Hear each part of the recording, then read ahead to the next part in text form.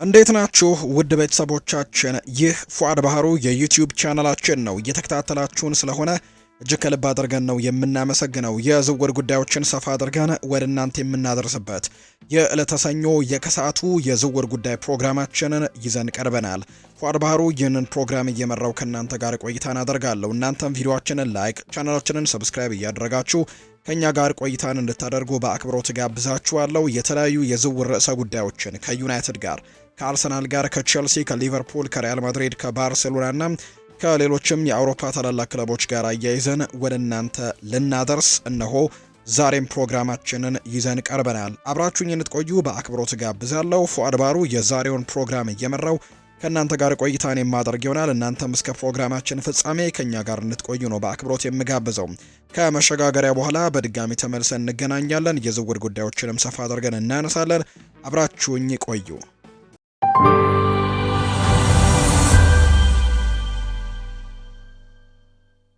ወደ ቀዳሚው መረጃችን እናምራ።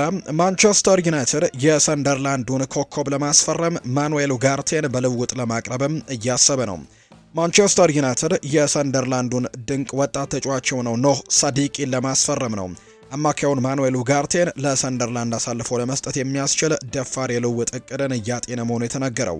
እንደ ጊቭሚ ስፖርት ዘገባ ከሆነ ማንቸስተር ዩናይትድ በፕሪሚየር ሊጉ በከፍተኛ ሁኔታ እያበራ ያለውን ወጣት ተሰጥኦ እጃቸው ለማስገባትም ዩሩጓዊውን ኢንተርናሽናል እንደ ማጥመጃ ለመጠቀምም ዝግጁ እንደሆኑ ነው የተነገረው።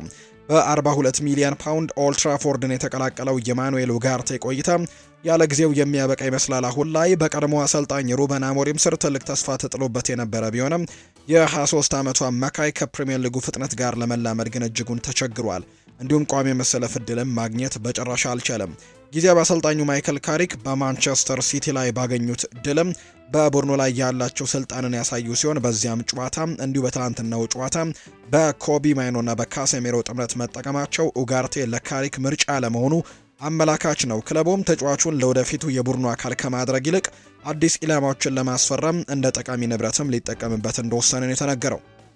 ሰንደርላንድ ወደ ፕሪሚየር ሊጉ ከተመለሰ በኋላ የ20 ዓመቱ ኖህ ሳዲቂ ትልቅ መነጋገሪያ ሆኗል። በክረምቱ የዝውውር መስኮት ከቤልጅየሙ ኡኒየን ሴንት ግሎይሴ በ15 ሚሊዮን ፓውንድ የፈረመው ሳዲቂ በአጭር ጊዜ ውስጥም በስታዲየም ኦፍ ላይት ደማቅ ብቃትን እያሳየ ነው። ሳዲቂ ያለው ጉልበት፣ ታክቲካል ብስለቱና የኳስ አማራጭነትም ችሎታው ዩናይትድ ለማግኘት የሚጓጓለት አይነት ተጫዋች አድርጎታል። ሰንደርላንድ በክረምቱ የፈረመውን ተጫዋች አሳልፎ ለመስጠት ባይፈልግም እንደ ኡጋርቴ ያለ ደግሞ ዓለም አቀፍ ልምድ ያለውን ተጫዋች በልውውጥ ማግኘቱ ግን በክለቡ ፈታኝ ጥያቄ ሊሆንበት እንደሚችል ነው በርካቶች ግምቶቻቸውን የሚሰጡት። የኔዘርላንዱ ክለብ ፒኤስቪ አይንድሆቨን በጥር የዝውውር መስኮት የወልቭሱን አጥቂ የሆነውን ሁዋንግ ሂቻንን ለማስፈረም ፍላጎት አሳይቷል። ፉትቦል ኢንሳይደር እንደዘገበው ከሆነ የ29 ዓመቱ ደቡብ ኮሪያዊ አጥቂ የሆላንዱን ክለብ ዋነኛ ኢላማ ሲሆን ክለቡ ለተጫዋቹም ከ5 እስከ 10 ሚሊዮን ፓውንድ የሚደርስ የዝውውር ሂሳብንም ያቀርባል ተብሎ ነው የሚጠበቀው። ሁዋንግ ሂቻን ከጥቂት ወራት በፊት በክሪስታል ፓላስ እይታ ውስጥ ገብቶ እንደነበረ የሚታወስ ነው። ወልቭስ ተጫዋቹን ለመሸጥ የወሰነው ክለቡ ወደ ታችኛው ሊግ ወይም ወደ ሻምፒዮንሺፕ የመውረድ ስጋት ስላለበት ነው።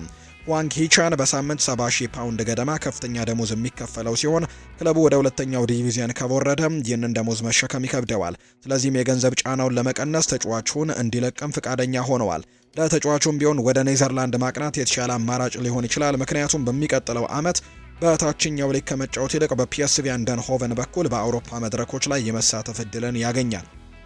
ፒኤስቪ አይንድሆቨን ሁዋንግ ሂቻንን ከ5 እስከ 10 ሚሊዮን ፓውንድ ማግኘቱ እንደ ትልቅ ቅናሽ ነው የሚቆጠረው። ተጫዋቹ በክንፍም ሆነ እንግዲህ በአጥቂና አገናኝም ቦታ ላይ መጫወት መቻሉ ለፒኤስቪ አይንድሆቨን ትልቅ ጥቅም ይኖረዋል። የፕሪሚየር ሊግ ያለው ልምድም በሆላንድ ሊግ ፈጣን ተጽዕኖንም እንዲያሳድርም ይረዳዋል ተብሎ እንደሚታሰብ ነው መረጃዎች የወጡት። አርሰናል ግንኙነት ጀምረዋል። አርቴታ በ50 ሚሊዮን ዩሮ የሚገመተውን ጣሊያናዊ ሁለገብ ተጫዋች ለማስፈረም እየገፋ ነው። አርሰናል የኢንተር ሚላኑን የመስመር ተከላካይ የሆነው ፌዴሪኮ ዲማርኮን ለማስፈረም ፍላጎት እንዳለው ተነግሯል። ኢጣሊያናዊ ተከላካይ በኢንተር ሚላን ቤት ቁልፍ ተጫዋች ሲሆን ያሳየው ድንቅ ብቃትም የሰሜን ለንደኑን ክለብ ትኩረት ስቧል። የአርሰናሉ አሰልጣኝ ሚኬል አርቴታ በተጫዋቹ ብቃት በመደመማቸው ለቡድኑ ጥራትና ጥልቀት ለመጨመርም ዲማርኮን ይፈልጉታል። ዲማርኮ ከዚህ ቀደም ከማንቸስተር ዩናይትድ እና ከቼልሲ ጋር ስሙ ተያይዞ እንደነበር የሚታወስ ነው። ይህ የ28 ዓመት ተጫዋች በግራ ተከላካይ መስመር ተመላላሽነት ዊንግ ባክነትም አልፎ ተርፎም በአጥቂ አማካኝነትም መጫወት የሚችል ሁለገብ አይነት ተጫዋች ነው። እንደ ፌጂያስ ዘገባ ከሆነ ደግሞ አርሰናሎች ተጫዋቹን ወደ ለንደን ለማምጣትም ያለውን ፍላጎት ለማወቅ የመጀመሪያ ደረጃ ንግግሮችንም አድርገዋል። ተጫዋቹ በ50 ሚሊዮን ዩሮ የተገመተ ሲሆን አርሰናል ይህንን ዋጋ ለመክፈል ዝግጁ መሆኑ ወደፊት የሚታይ ነው። አርሰናል ትልቅ የፋይናንስ አቅም ያለው ክለብ በመሆኑ ዝውውሩን ለመፈጸምም አቅም አለው ተብሎ ይታሰባል። ተጫዋቹም በጣሊያን ራሱን ካረጋገጠ በኋላ አዲስ ፈተናን ለመጋፈጥም ወደ አርሰናል ሊመጣ እንደሚችል ነው የሚገመተው። ዲማርኮ እስከ 2027 የሚቆይ ውል ያለው ቢሆንም አዲስ ውል ካልፈረመ ኢንተር ሚላን በውድድር ዓመቱ መጨረሻ እንዲለቅም ሊፈቀድለት ይችላል። በተለይም የ50 ሚሊዮን ዩሮ ጥያቄ ከቀረበ ለክለቡ አዋጭ ሊሆን ይችላል። ሆኖም ግን የኢንተር የበላይ አካላት ተጫዋቹን ማጣት ስለማይፈልጉ እስከ 2029 የሚቆይ አዲስ ውል ሊያቀርቡለት እንደሚችሉም ጭምር ነው እየተነገረ የሚገኘው። ቸልሲ ቁልፍ ተጫዋቹን ለመተካት የ125 ሚሊዮን ዩሮ ታላቅ እቅድን ነድፏል። የቸልሲ አማካይ ኤንዞ ፈርናንዴስ ክለቡን ለቆ ሊወጣ እንደሚችል እየተነገረ ሲሆን ሪያል ማድሪድ ተጫዋቹን ለማስፈረም ፍላጎት እንዳሳየ ነው የሚገለጸው። በዚህ ምክንያት ቸልሲ ለኤንዞ ተተኪ ፍለጋን የጀመረ ሲሆን የፓሪስ ሰን ዠርሜኑ አማካይ ዣው ኔቬስም እንደ ዋነኛ ኢላማ መርጦታል። ፌጂያስ እንደዘገበው ከሆነ ለፖርቱጋላዊው ኢንተርናሽናል ተጫዋች 125 ሚሊዮን ዩሮ አካባቢ የሚገመት ትልቅ ሂሳብ ለማቅረብም እየታሰበ ነው። ቸልሲ ይህንን የገንዘብ መጠን ፓሪስ ሰን ዠርሜንን ለማስማማትም በቂ ይሆናል ብሎ ያምናል። ሆኖም ግን በሚቀጥሉት ወራት ጥያቄውን በይፋ ማቅረብ አለማቅረባቸው የሚታይ ነው የሚሆነው። ኔቬስ ከማንቸስተር ሲቲ ጋርም ስሙ እየተያዘ ነው። ኔቬስ በፓሪስ ሰን ዠርሜን ቤት አስደናቂ ጊዜን እያሳለፈ የሚገኝ ሲሆን ቡድኑ ባለፈው የውድድር ዓመትም የፍሬንች ሊግ ዋንና የአውሮፓ ቻምፒየንስ ሊግን ሲያሸንፍም ቁልፍ ሚና የነበረው ተጫዋች ነው። ፓሪስ ሳን ዠርሜን እንደሱ ያሉ ለዋንጫ ፉክክርም የሚጠቅሙ ምርጥና ወጣት ተጫዋቾችን በቀላሉ የመሸጥ ፍላጎት የለውም። ለቸልሲ ግን ኤንዞ ፈርናንዴዝ የሚለቅ ከሆነ ጥራት ያለው ተተኪ ማግኘትም ግዴታ ነው። ኔቬስ በቸልሲ ትልቅ አቅም ሊሆን ቢችልም ፓሪስ ሳን ዠርሜን እና ተጫዋቹን ማሳመን ግን ለለንደኑ ክለብ ቀላል አይሆንም። ቸልሲ እንደ ኔቬስ ያሉ ጥራት ያላቸው ተጫዋቾችን ለመሳብም በመጀመሪያ ለቀጣዩ የውድድር ዘመን የአውሮፓ ቻምፒየንስ ሊግም ተሳትፎን ማረጋገጥም ይኖርበታል። ኔቬስ በከፍተኛ ደረጃ መወዳደርና ለትልልቅ ዋንጫዎችን መፋለም የሚፈልግ ተጫዋች በመሆኑ በቸልሲ ወደ ቻምፒየንስ ሊግ ካልተመለሰ የመቀላቀል ፍላጎት ላይኖረው እንደሚችል የሚያሳዩ መረጃዎች ናቸው የበጡት። ማንቸስተር ዩናይትድ የቦሩሲያ ዶርትመንዱን አሰልጣኝ ኒኮ ኮቫችን ለማስፈረም ፍላጎት እንዳለው እየተነገረ ነው። ክሮኤሺያዊው አሰልጣኝ በጀርመኑ ክለብ ቆይታቸው የተደበላለቀ ውጤትን እያስመዘገቡ ቢሆንም ፌጂያስ የተሰኘው ጋዜጣ እንደዘገበው ከሆነ ግን ኮቫች በማንቸስተር ዩናይትድ እጩ ዝርዝር ውስጥም የተካተተ ስም ነው። የእንግሊዝ ፕሪሚየር ሊግ ክለብም በርካታ አማራጮችን እያጤነ ሲሆን በእርግጥም ወደ ኮቫች ዞር ማለታቸው ወደፊት የሚታይ ነው። በአሁኑ ወቅት ማይክል ካሪክ የክለቡ ጊዜያዊ አሰልጣኝ ሲሆኑ በውድድር ዓመቱ መጨረሻ ከክለቡ ይቀጥላሉ ወይስ አይቀጥሉም የሚለው ጉዳይ የተረጋገጠ ነገር የለውም። ማንቸስተር ዩናይትድ የረጅም ጊዜ አሰልጣኝም እየፈለገ ሲሆን ኒኮ ኮቫችም በዚህ ትኩረት ውስጥ የሚስብ አማራጭ መሆኑን የተነገረው። ምንም እንኳን በዶርትሙንድ ሙሉ በሙሉ አሳማኝ ውጤትን ባያስመዘግብም ቀደም ሲል እንደ ባየር ሚኒክ ያሉ ትልልቅ ክለቦችን የማሰልጠን ልምድ እንዳለው ግን ይነገራል። ዩናይትድ ቡድኑን መልሶ ለመገንባት በሚያደርገው ጥረት የኒኮ ኮቫች ልምድ ጠቃሚ ሊሆን እንደሚችል ይነገራል። ክለቡ ለረጅም ጊዜ ዋና ዋንጫዎችን ያላሸነፈ በመሆኑ በከፍተኛ ደረጃ መወዳደር የሚችል ጠንካራ ቡድን መገንባት ነው የሚፈልገው። ወደ ማንቸስተር ዩናይትድ የመዘዋወር ዕድል ለክሮኤሺያዊው አሰልጣኝ አስደሳች ሊሆን ይችላል። ይህም ለእሳቸው ትልቅ እድገት ነው። ክለቡ ጥራት ያላቸው ተጫዋቾችን ለመግዛት የሚያስችል አቅምና ተሰጥኦ ያላቸው ተጫዋቾች ያሉት ኮቫች ከዩናይትድ ጋር ደግሞ ለዋንጫዎች ለመፋለምም ተስፋ ያደርጋል። ሆኖም ግን የዩናይትድ ደጋፊዎች በዶርትሙንድ የነበራቸው ቆይታ ግምት ውስጥ በማስገባት ቅጥሩን እንደ ትክክለኛ ወይም እንደ አደገኛ ውሳኔ፣ ትክክለኛ ያልሆነ ውሳኔ ሊመለከቱት ይችላሉ። ደጋፊዎች በቋሚነት ዋንጫውን ያሸነፈ ታዋቂ የሆነ አሰልጣኝን ይመርጣሉ።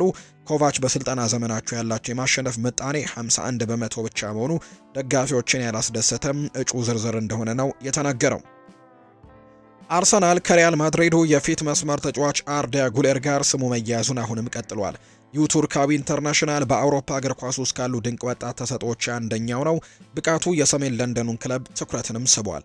እንደ ዘገባዎች ከሆነ ሚኬል አርቴታ የቱርካዊው ኮከብ ትልቅ አድናቂ ሲሆን አርዳ ጉሌር ለእርሱ የጨዋታ ስልትም ፍጹም ተስማሚ እንደሆነ ነው የሚታመነው።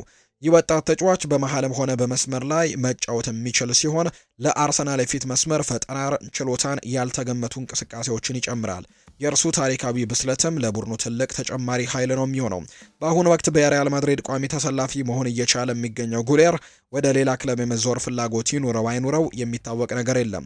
አርሰናል ጠንካራ ቡድን ለመገንባት በሚያደርገው ጥረት ይህ የ20 ዓመት ወጣት ለረጅም ጊዜ የሚያዘልቅም ጠቃሚ ፈራሚ ይሆናል ብሎ ያምናል። ሆኖም ግን ሪያል ማድሪድ ወጣቱን ተጫዋች የመሸጥ ምንም አይነት ፍላጎት የለውም። በትክክለኛው አመራር ለክለቡ ወሳኝ ተጫዋች ሊሆን እንደሚችል ነው የሚታመነው።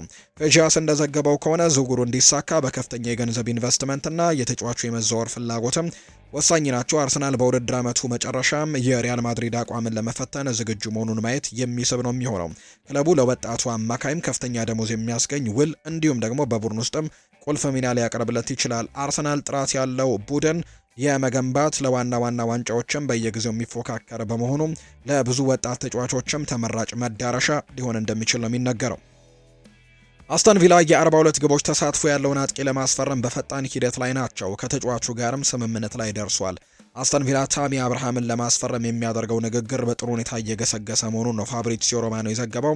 በሚድላንዱ ክለብም የቀድሞ ቼልሲ አጥቂ ወደ ቪላ ፓርክ በመመለስም በውድድር ዓመቱ ሁለተኛው አጋማሽ የማጥቃት መስመሩን ለማጠናከር ጥረቱንም ያጠናክራል፣ ያፋጥናል ተብሎ ይታሰባል። በዚህ የዝውውር መስኮት ዶዌን ማለን ወደ ሮማ ማቅናቱን ተከትሎ አሰልጣኝ ኡናይ ኤምሪ ግባግቢ አጥቂ ማስፈረም ቅድሚያ የሚሰጠው ተግባር አድርገውታል። በዚህም ታሚ አብርሃምን ቀዳሚ እጩ እንዳደረጉት ነው የሚነገረው። ታሚ አብርሃም ከአስተን ቪላ ጋር በግል ጥቅማ ጥቅሞች ተስማምቷል። የዝውውር ባለሙያው ፋብሪዚዮ ሮማኖ በኤክስ ገጹ ላይ ባሰፈረው መረጃ መሰረትም ዝውውሩ በፍጥነት እየገሰገሰ ነው። ታሚ አብርሃም ወደ አስተን ቪላ ለመመለስም ፍላጎት በማሳየቱ ከተጫዋቹ ጋር ያለው ስምምነት ሙሉ ለሙሉ ተጠናቋል ነው የተባለው። የ28 ዓመቱ አጥቂ በአሁኑ ወቅት በቱርኩ በሺክታሽ እየተጫወተ የሚገኝ ሲሆን ዘንድሮ እጅግ በጥሩ አቋም ላይ ይገኛል። ሆኖም የዝውውሩ ውስብስብነት ያለው በውል ስምምነቱ ላይ ነው። ታሚ በውሰት ከሮማ ወደ ቤሺክታሽ ቢያቀናም የቱርኩ ክለብ ተጫዋቹን በቋሚነት የመግዛት ግዴታ ወይም ፐርቼዝ ኦብሊጌሽን ስላለበት ድርድሩን ትንሽ አስቸጋሪ ያደርገዋል። ይህ እንቅፋት ቢኖርም ክለብ ለክለብ የሚደረገው ንግግር በፍጥነት እየሄደ እንደሚገኝ ፋብሪዚዮ ሮማኖ ዘግቧል። ዝውውሩ ገና ባይጠናቀቅም ሁሉም ወገኖች መፍትሄ ለማግኘት ያላቸው ፍላጎትና የተጫዋቹ ወደ ፕሪሚየር ሊግ የመመለስ ጽኑ ፍላጎት ዝውውሩን በአጭር ጊዜ ውስጥም ሊጠናቀቅ እንደሚችል የሚያሳይ ነው። ለአስተን ቪላ ደጋፊዎች ታሚ አብርሃም አዲስ አይደለም። በ2018-19 የውድድር ዓመት በውሰት በነበረበት ወቅት በ40 ጨዋታዎች 26 ግቦችን በማስቆጠር ክለቡን ወደ ፕሪሚየር ሊግ እንዲያድግም ከፍተኛ አስተዋጽኦን አድርጓል። ታሚ አብርሃም በእንግሊዝ ክለቦች ቆይታው ቼልሲና ቪላን ጨምሮ በአጠቃላይ በ113 ግቦች ላይ ቀጥተኛ ተሳትፎን ማድረግ ችሏል። ዘንድሮ በቤሺክታሽ በ25 ጨዋታዎች 13 ግቦችን ያስቆጠረ በመሆኑ በቀጥታ ወደ ጨዋታው ለመግባትም ብቁ ነው ተብሎ ነው የሚታሰበው። የአውሮፓ ግዙፍ ክለቦች በቀጣይ አሰልጣኝ እቅዳቸውን ጀመሩ። የአርሰናሉ አሰልጣኝ ሚኬል አርቴታ በእጩነት ተካቷል። ባርሴሎና የረጅም ጊዜ የአሰልጣኝነት ስልቱን በዝምታ መንደፍ የጀመረ ሲሆን ሁለት ታዋቂ ስሞች ወዲያውኑ ቀድሞውኑ እንግዲህ በክለቡ እይታ ውስጥ ገብተዋል። እነሱም የአርሰናል አሰልጣኝ ሚኬል አርቴታ እና የፓሪስ ሰን ዠርሜኑ አሰልጣኝ ሉዊስ ኤንሪኬ ናቸው። እንደ ዲያሪዮ ስፖርት መረጃ ዘገባ ከሆነ ሁለቱ አሰልጣኞች ለካታላኑ ግዙፍ ክለብም ተስማሚ የወደፊት መሪዎች ተደርገው ነው የሚታዩት። ሆኖም ግን የባርሴሎና ዋነኛ ትኩረት አሁን ላለው መረጋጋት ሲባል ሃንስ ፍሊክን በተቻለ አቅም መደገፍና ለረጅም ጊዜ በኃላፊነት ላይ እንዲቆይ ማድረግ እንደሆነ ተገልጿል። ባለፉት ወራት ውጤቶች ቢዋዥቁም እናም በባርሴሎና አፈጻጸም ላይ ያለው ጫና ቢበረታም የክለቡ የበላይ አመራሮች ሃንስ ፍሊክ ቡድኑ አሁን ካለበት ምዕራፍም ለማሻገር ትክክለኛው ሰው መሆናቸውን ያምናሉ። ጀርመናዊው አሰልጣኝ በጠባብ የፋይናንስ ሁኔታዎች ውስጥም ቡድኑን መገንባት፣ የአካዳሚ ተጫዋቾችን የማዋሃድና ከሪያል ማድሪድ ጋር የመፎካከር ከባድ ኃላፊነት ተጥሎባቸዋል። ክለቡ ተጨማሪ የአሰልጣኝ አለመረጋጋትን ለማስወገድ የእርሳቸው ቆይታን እንዲራዘም ነው የሚፈልገው። የቀድሞ የባርሴሎና አካዳሚ ምሩቅ የሆነው ሚኬል አርቴታ በክለቡ ዘንድ እንደ ታላቅ ምኞት የሚታይ እጩ ነው። ባርሴሎና አርቴታን በአርሰናል በሰራው ድንቅ ስራ ተደንቋል። ቀውስ ውስጥ የነበረን ቡድን ተረክቦ ለዋንጫ ተፎካካሪና የቻምፒየንስ ሊግ መደበኛ ተሳታፊ እንዲሆንም አድርጎታል። አርቴታ ቀደም ሲል ከባርሳ ጋር ስላለው ስሜታዊ ትስስር ቢናገርም በአሁኑ ወቅት በሰሜን ለንደኑ የረጅም ጊዜ ፕሮጀክት ላይ ሙሉ በሙሉ ትኩረት አድርጎ ይገኛል። እሱን ወደ ካምፕኑ ለማምጣት የሚደረግ ማንኛውም ሙከራ የቅርብ ጊዜ ሳይሆን የሩቅ ጊዜ እቅድ ሲሆን የአርሰናል ፍቃድም ይጠየቃል። በሌላ በኩል ከ2014 እስከ 2017 ባርሴሎናን በመምራት ታሪካዊ የሶስትዮሽ ዋንጫን ያሸነፉት ሉዊስ ኤንሪኬ ሌላኛው ክትትል እየተደረገባቸው ያሉ ስም ናቸው። ባርሳ የእርሳቸውን ከፓሪስ ሰን ዠርሜን ጋር ያላቸውን የውል ሁኔታ እየተከታተለ ቢሆንም እሳቸው እንዲመለሱ ማሳመን የሚቻለው ሁኔታዎችን ሁሉ በአግባቡ ሲመቻቹ ብቻ መሆኑን ነው ክለቡ የሚገነዘበው። ማንቸስተር ዩናይትድ ጥያቄውን ውድቅ አድርጓል። የጆሹዋ ዝርክዚ የጥር የዝውውር መስኮትም ተሰርዟል። የማንቸስተር ዩናይትድ አጥቂ ጆሹዋ ዝርክዚ በጥር ተጫዋቾች የዝውውር መስኮት ወደ ጣሊያን ሴሪኤ ለመመለስ የነበረው ተስፋ መክኗል። የሮማው ስፖርቲንግ ዳይሬክተር ፍሬድሪኮ ማሳራ እንደተናገሩት ከሆነ ማንቸስተር ዩናይትድ ተጫዋቾቹን አሳልፎ ለመስጠት ፍቃደኛ አልሆነም። ሆላንዳዊው አጥቂ በኦልድ ትራፎርድ ቆይታው ለመላመድ ቢቸገርም ተጨማሪ መሰለፍ እድል ቢፈልግም ክለቡ በውድድር ዓመቱ አጋማሽ ሊለቀው እንደማይፈልግ በግልጽ ግን አስታውቋል። ሮማ ቶሪኖን 2-0 ከማሸነፉ በፊትም ዳይሬክተሩ ማሳራ ለጣሊያን ሚዲያ ሲናገሩ ማንቸስተር ዩናይትድ ከ2 ሳምንት በፊት አይሆንም የሚል ግልጽ ምላሽ ሰጥተዋል። ሀሳባቸውንም እስካሁን አልቀየሩም ነው ያለው። ዝርክዚ በጣሊያኑ ቦሎኛ የነበረው ድንቅ ቆይታን ብቃትን አሳይቶ የነበረ ቢሆንም በእንግሊዝ ግን ተመሳሳይ ብቃትን ለማሳየት ተቸግሯል። በጣሊያን የነበረው ዝናን ለመመለስ ወደ ሮማም የመሄድ ፍላጎት ነበረው። ዝርክዚ ክለቡን ለቆ መሄድ የፈለገበት አንደኛው ምክንያት ለ2026 ዓለም ዋንጫ በሆላንድ ብሔራዊ ቡድን ውስጥም ቦታውን ለማረጋገጥ ነው። በኔዘርላንድ እንደ ኮዲ ጋክፖ፣ ሜምፊስ ዴፓይ እና ብሪያን ብሮቢ ያሉ ጠንካራ ተፎካካሪዎች በመኖራቸው በማንቸስተር ዩናይትድ ተቀያሪ ወንበር ላይ መቀመጡ ለብሔራዊ ቡድኑ ተመራጭነቱ እንቅፋት ይሆንበታል። ቸልሲ የሬንሱን ወጣት ፈረንሳዊ የመከላከል አማካይ ጀረሚ ጃኮን ለማስፈረም ድርድሩን አጣጥፎታል እየተባለ እንደሚገኝ የተገለጸው ተጫዋቹ ራሱ ወደ ስታንፈርድ ብሪጅ ለመዛወር ፍላጎት እንዳለው ጭምር ነው እየተነገረ የሚገኘው። ሬንስ ተጫዋቹን በቀላሉ ይለቀዋል ተብሎ አይታሰብም፣ መልቀቅም አይፈልግም ነው እየተባለ የሚገኘው። ክለቡ ጀረሚ ጃኮን ከጀረሚ ዶኩን ለማንቸስተር ሲቲ በ64 ሚሊዮን ዩሮ ከሸጡ በኋላ ለዣኮ የሚሆን ከዛ የበለጠ ደግሞ ዋጋ ነው የሚፈልጉት። ተጫዋቹ እስከ 2029 ድረስ ውል ያለው ሲሆን ውሉን የሚያልቅበት የገንዘብ መጠን ደግሞ ሪሊዝ ክሎዝም የለውም። የ20 ዓመቱ ዣካ በዚህ የውድድር ዘመን በፈረንሳይ ሊግ ዋንም አስደናቂ ብቃትን እያሳየ የሚገኝ ሲሆን የበርካታ የአውሮፓ ክለቦችን አይን ስቧል። ቸልሲ ግን ተጫዋቹን የረጅም ጊዜ ፕሮጀክቱ አካል እንደሆነ አሳውቀውታል። አዲሱ አሰልጣኝ ሊያም ሮዝኒየር የመከላከል ክፍሉን ለማደስ መፈለጋቸውና በቡድን ውስጥ ባሉ ተከላካዮች ላይም የሚታየው የጉዳት እንዲሁም ደግሞ የብቃት መዋዠቅም ቸልሲን ለአዲስ ተከላካይ እንዲገፋፋ አድርጎታል። ቸልሲ ከዛ ውጪም ከዣኮ በተጨማሪ የሚከተሉትን ሁለት ተጫዋቾችም እየተመለከተ ነው። አንደኛው ጃኮብ ራሞን ነው ከኮሞ።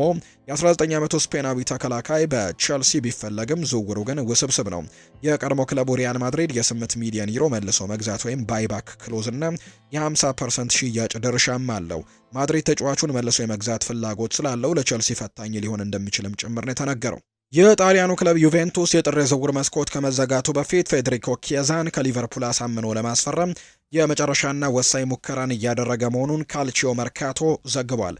ቢያንኮኔሪዎቹ ዩቬንቱሶች ጣሊያናዊውን ኢንተርናሽናል የዚህ ወር ቀዳሚ ተግባራቸው አድርገውታል። ተጫዋቹን በዝቅተኛ ዋጋ ወደ ሴሪኤ የመመለስ ብርቅዬ ዕድልም እንዳለን የተሰማቸው ሊቨርፑል መጀመሪያ ላይ ሞሐመድ ሳላህን በአፍሪካ ዋንጫ ምክንያትም በማይኖርበት ወቅት ፌዴሪኮ ኪያዛን ለቡድኑ አስፈላጊ ነው በሚል የቀረቡለትን ጥያቄዎች በሙሉ ውድቅ አድርጎ ነበረ። ሆኖም ግን ግብጽ ከአፍሪካ ዋንጫ መሰናበቷን ተከትሎ ሳላህ ወደ መርሲሳይድ መመለሱ የሊቨርፑሎች ለድርድር በራቸውን እንዲከፍቱ አድርጓቸዋል።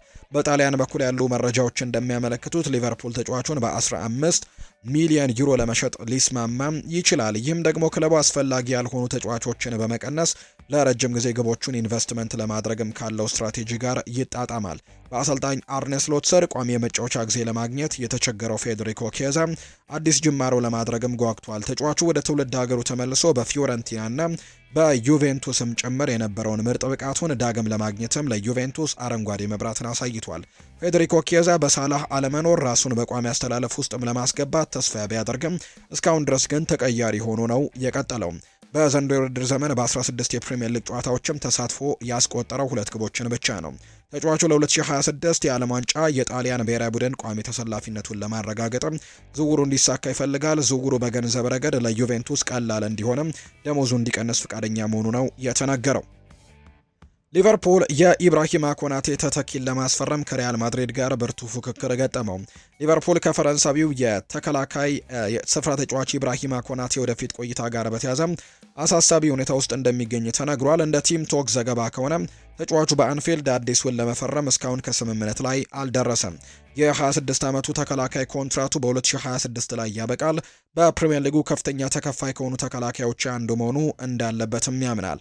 ተጫዋቹ ለቡድኑ ያለው ጠቀሜታና ብቃቱ ከፍተኛ ደሞዝም ያስገኝልኛል ብሎ ቢያስብም ክለቡ ግን በተደጋጋሚ ለሚገጥመው ጉዳትና ለአዲሱ የፋይናንስ መዋቅሩ ሲል ትልቅ ደሞዝ ለመክፈል ፍቃደኛ አይደለም።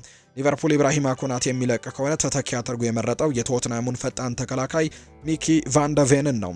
የ24 ዓመት ሆላንዳዊ ተከላካይ በቶትናም ድንቅ ብቃት እያሳየ ነው የሚገኘው። በፍጥነቱ፣ በኳስ ነጠቃ ብቃቱ፣ ሰፊ ቦታዎችን በመሸፈን ችሎታው ለሊቨርፑል የተከላካይ መስመርም ተመራጭ ነው። ይሁን እንጂ ቫንደቬን ለማስፈረም ሊቨርፑል ሁለት ትልልቅ እንቅፋቶች ይጠብቁታል። አንደኛው የዝውውር ዋጋው ነው።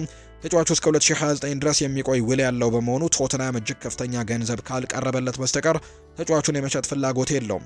የስፔኑ ግዙፍ ክለብ ሪያል ማድሪድም የተከላካይ ክፍሉን ለማጠናከር ቫንደቬንን በጥብቅ እየተከታተለው ይገኛል። ማድሪድ ተጫዋቹን በቮልስበርግ ከነበረበት ጊዜ ጀምሮም ሲከታተለው እንደነበር ነው የተገለጸው። ሩበን ኔቬስ በጥር የዝውውር መስኮት መዝጊያ አካባቢ ለማንቸስተር ዩናይትድ ያልተጠበቀ እድል ሆኖ ብቅ ብሏል። ፉትቦል ኢንሳይደር እንደዘገበው ከሆነ የአልሂላል አማካዩ ወደ ፕሪሚየር ሊግ ለመመለስም ፍላጎት አለው። የ28 ዓመቱ ተጫዋች ተወካዮች ከዩናይትድ ጋር ንግግር የጀመሩ ሲሆን ተጫዋቹ የጥር የዝውውር መስኮት ከመዘጋቱ በፊት ወደ ኦልድ ትራፎርድም ለመጓዝ ያለውን ፍላጎት ገልጿል። ምንጮች እንደሚጠቁሙት ከሆነ ኔቬስ ለክለቡ አዲስ አሰልጣኝ ለውጥ ውስጥም ባለበት በዚህ ወቅትም የዩናይትድ አካል የመሆን እድሉን ስቧል። ምንም እንኳን ዩናይትድ በጥር ወር የዝውውር መስኮት ወጪ ላለማድረግ በይፋ ቢገልጽም ከኔቬስ ወገን የቀረበው ጥያቄ ግን ለክለቡ ውስጥም ሀሳባቸውን መቀየር አለባቸው ወይ የሚል ውስጣዊ ውይይቶች እንዲቀሰቀስም አድርጓል። እንደ አውሮፓውያኑ አቆጣጠር በ2023 ወልቭስን ለቆ ወደ ሳዑዲው አልሂላል ያመራው ኔቬስ በሪያድም ቢሆን በፕሪሚየር ሊግ የታወቀበት የነበረውን ድንቅ የጨዋታ አቀጣጣይነት ብቃት እያሳየ ነው የሚገኘው። በወልቭስ ቆይታው ከ250 በላይ ጨዋታዎችን ያደረገው ኔቬስ በቴክኒካል ብቃቱ ከሊጉ ምርጥ አማካዮችም አንዱ ተደርጎ ይቆጠር ነበር። ካሴሜሮ ብቃቱ እየቀነሰ መምጣቱና ማኑኤል ኡጋርቴ እስካሁን በቋሚነት ራሱን ማሳየት አለመቻሉ ክለቡ ለችግር ዳርጎታል። ብሩኖ ፈርናንዴዝ ላይ የሚወድቀውን የፈጠራ ስራ ጫናንም ለመቀነስ የኔቬስ ልምድና ብቃትም ወሳኝነት ሚና ሊኖረው ይችላል። የዩናይትድ ቦርድ አባላት እስከ ክረምት ድረስ በትዕግስት መቆየትን ቢመርጡም የኔቬስ ዝግጁ መሆን ግን ዩናይትድ ከታቀደው ጊዜ ቀድሞ ወደ ተግባር እንዲገባ ሊያደርገው እንደሚችል የሚያሳዩ ግምቶችን በርካቶች እየሰጡ እንደሚገኝ ነው እየተገለጸ የሚገኘው። ውድን የተከበራችሁ ቤተሰቦቻችን ለዛሬ ያዝንላችሁ አዳዲስ ስፖርታዊ ጉዳዮቻችን እነዚህ ነው የሚመስሉት። ስላደመጣችሁን፣ ስለተከታተላችሁን፣ ቆይታችሁን ከኛ ጋርም ስላደረጋችሁ እጅግ ከልብ አድርገን እናመሰግናችኋለን። ፉአድ ባህሩ የዛሬውን ፕሮግራም እየመራው ከእናንተ ጋር ቆይታን አድርግ ያለው ሌሎች ርዕሰ ጉዳዮችን ሌሎች አዳዲስ መረጃዎችን አካተን በድጋሚ ተመልሰን የምንመጣ ይሆናል። ስላደመጣችሁን ከልብ አድርጌ ያመሰገንኩኝ። መልካም ጊዜ እንዲሆንላችሁ ነው በአክብሮት የምመኘው።